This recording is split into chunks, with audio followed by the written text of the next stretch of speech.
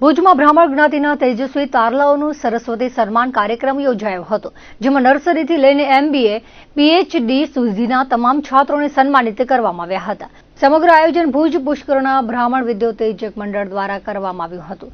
આ અંગે વધુ માહિતી આપતા મંડળના સાગર જોશીએ જણાવ્યું હતું કે જ્ઞાતિના ઉત્તીર્ણ થયેલા 140 જેટલા વિદ્યાર્થીઓને સન્માનિત કરવામાં આવ્યા હતા. બાળકોમાં શિક્ષણ પ્રત્યે જાગૃતિ આવે તેમજ ભવિષ્યમાં સિદ્ધિ મેળવવા માટે પ્રેરણા મળી રહે તેવા ઉદ્દેશ્ય સાથે આ કાર્યક્રમ યોજાયો હતો, જેમાં મસ્તાન યુવક મંડળ, યુવતી મંડળ તેમજ મહિલા મંડળના સભ્યોનો સહકાર મળ્યો હતો. સમગ્ર આયોજનમાં ભુજ પુષ્કરના વિદ્યોતેજક મંડળની ટીમના સભ્યોએ જહેમત ઉઠાવી હતી.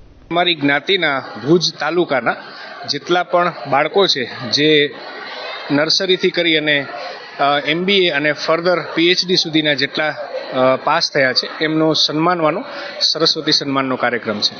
અત્યારે 140 જેટલા બાળકો છે.